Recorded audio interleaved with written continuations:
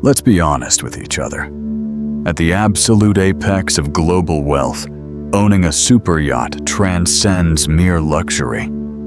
It becomes the ultimate statement of sovereignty, freedom, and status.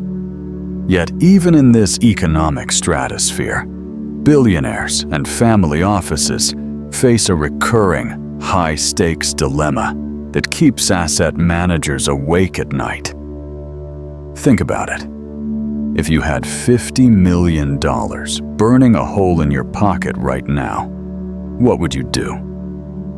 Do you pay a massive premium for a brand new, turnkey, custom-built vessel? Or do you acquire a 10 to 15-year-old yacht at a steep discount, bring it to a shipyard, and completely rebuild it? On paper, the second-hand route looks like a financial masterstroke. You get twice the volume and length for half the price of a new build.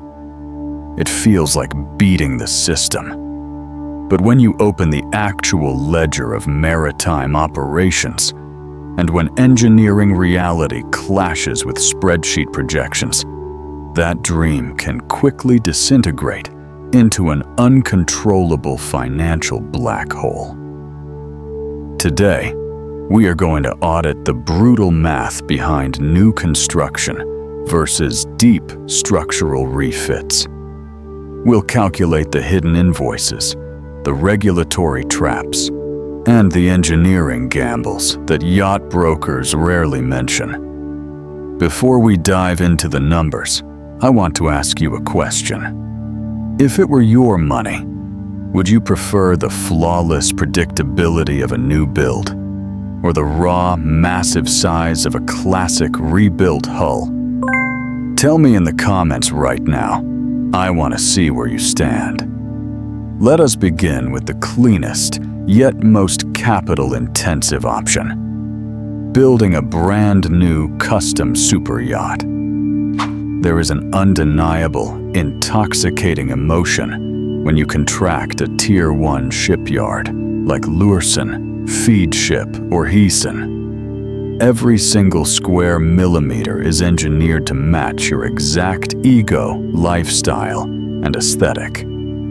Custom book-matched marbles, state-of-the-art propulsion, and bespoke engineering. It smells brand new. It feels completely yours. But here is the cold, hard truth.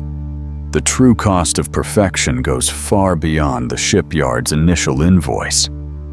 The first financial trap here is instant asset depreciation. Just like a luxury hypercar, a brand new superyacht loses roughly 20% to 30% of its capital value the exact moment it leaves the outfitting quay.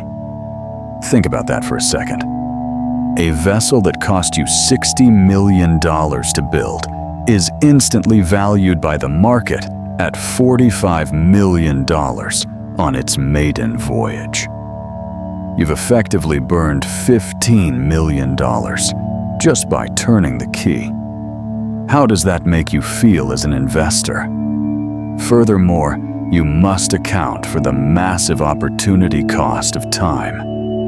A fully custom mega yacht project takes an average of 3 to 4 years to design and construct.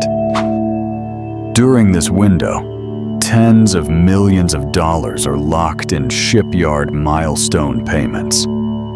This capital remains completely illiquid, generating zero cash flow while exposed to inflation and market volatility. This is exactly why many seasoned investors turn their attention to the brokerage market.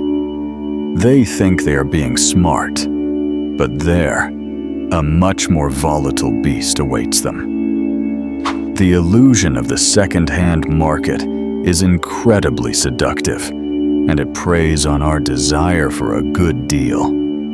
A broker approaches a client with a proposition. We have a 15-year-old, 60-meter mega yacht. It originally cost $50 million to build, but the owner wants a quick exit. You can acquire it today for $12 million. Spend $8 to $10 million in a shipyard refit, and you will own a massive, like-new vessel for less than half the price of a new build. It sounds mathematically flawless. It feels like a victory. But in the yachting industry, what you don't see is exactly what ruins you. Have you ever bought something used, thinking it was a bargain, only to find out it was falling apart? Now, imagine that feeling, but multiplied by $1 million. Before a single dollar changes hands, a smart buyer will commission a pre-purchase survey. Marine engineers descend into the vessel with ultrasonic thickness gauges and thermal imaging, searching for the invisible killers of luxury assets: hull fatigue, galvanic corrosion, and mechanical neglect. If the survey reports reveal deep structural degradation, that cheap $12 million asset instantly transforms from a bargain into an existential financial risk. Because once the yacht enters the dry dock and the hull is opened up, you lose all control. The shipyard holds all the cards. This brings us to the core of the refit gamble, a place where many billionaire dreams go to die: the dry dock trap. The moment an older yacht is hauled out of the water on SPMTs or into a floating dry dock, it is no longer governed by the laws of luxury. It is governed by international maritime regulations and classification societies like ABS or Lloyd's Register. Every 5 years, a superyacht must pass a mandatory classification survey to retain its insurance and commercial registration. This is where the brutal math gets truly scary. When engineers dismantle the interior luxury ceilings and beautiful flooring to inspect the piping infrastructure, they often find a nightmare. Imagine discovering that the bilge lines and black water systems have systematically corroded from the inside out over the last 15 years. A routine pipe pressure test fails, and suddenly, a simple cosmetic overhaul turns into a full-scale structural reconstruction. Worse yet, maritime laws are dynamic. If you carry out a major refit on a legacy hull, you are legally required to update the entire vessel to modern SOLAS and passenger yacht code standards. This means replacing entire electrical switchboards, installing massive, modern fire retardant boundaries, and completely upgrading stability systems to meet current rules. A project that started with a fixed, comfortable $5 million budget can easily morph into a $15 million invoice driven by mandatory compliance and shipyard change orders. Have any of you ever managed a massive renovation project that went completely out of control? Multiply that stress by 100, and you'll understand why some owners completely break down during a shipyard refit. Beyond the direct financial invoices, there is a hidden currency that billionaires value above all else. A currency that no amount of money can buy back: time. When you buy a brand new yacht, the construction timeline is highly predictable, backed by ironclad shipyard bank guarantees. But a deep structural refit is a logistical labyrinth.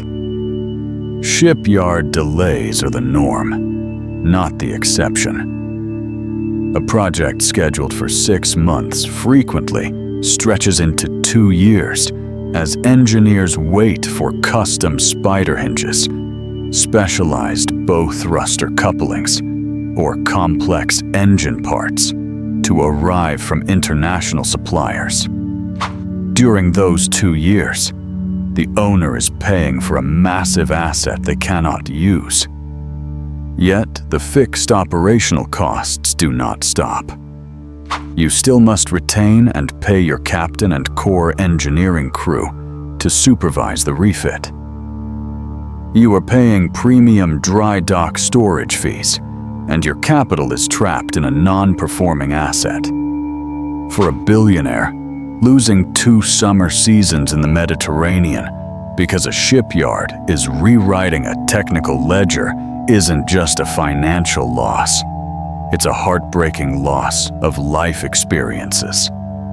Is a 30% discount on a hull worth missing those unforgettable moments with your family on the water?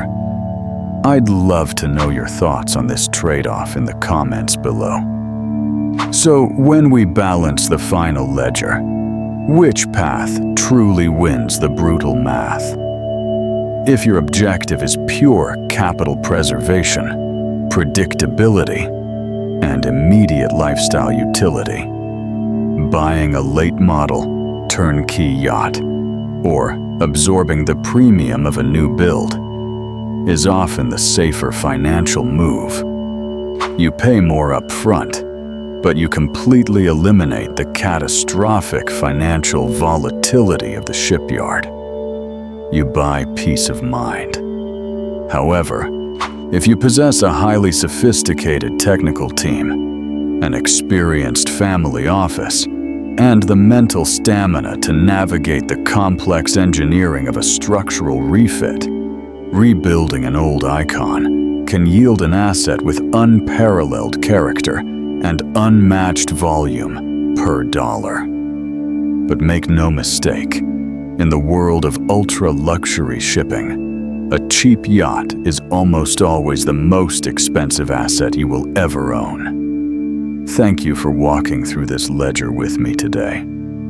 If you appreciate the technical truths, the emotional realities, and the financial engineering behind the world's most exclusive maritime assets, ensure you subscribe and turn on notifications. Let's keep the conversation going below. If you had the money today, would you build new or brave the dry dock? Let me know, and I will see you in the comments section. Until the next audit.